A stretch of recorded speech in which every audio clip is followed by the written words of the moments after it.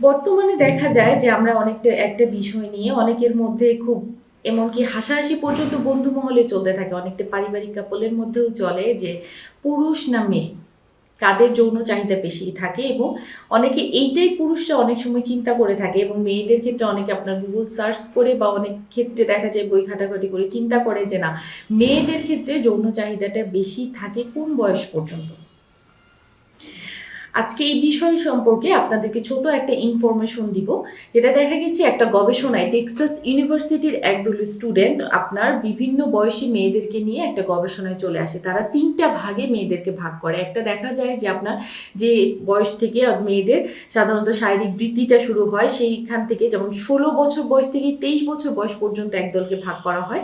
আরেক দলকে দেখা যায় আপনার 23 বছর বয়স থেকে 33 বছর বয়স পর্যন্ত ভাগ করা হয় এবং পরবর্তীটা হচ্ছে আপনার 33 বছর বয়স থেকে 53 বছর বয়স পর্যন্ত মেয়েদেরকে ভাগ করা হয়। 3 বছরের মেয়েদের উপর গবেষণা করে তারা দেখতে পায় যে যাদের ক্ষেত্রে আপনার শারীরিক বৃদ্ধিটা মাত্র হচ্ছে, অর্থাৎ 16 বছর থেকে 23 বছরে যে মেয়েদের প্রতি সাধারণত দেখা যায় যে পুরুষদের আকর্ষণ হয়তো এই মেয়েদের প্রতি বেশি থাকতে পারে, কিন্তু এই ধরনের মেয়েদের শারীরিক চাহিদাটা সবচেয়ে কম থাকে।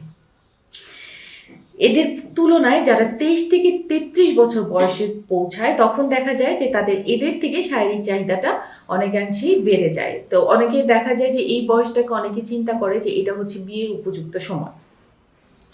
এর পরবর্তীতে আপনার 33 থেকে 53 বছর যে বয়সটা, অনেকের ক্ষেত্রে দেখা যায় যে 33 বছরের একজন মেয়ে সাধারণত দেখা যায় যে তার দেখা যায় একটা বা দুইটা বেবি থাকে। অনেকে মনে করে যে বিয়ে হয়ে গেছে।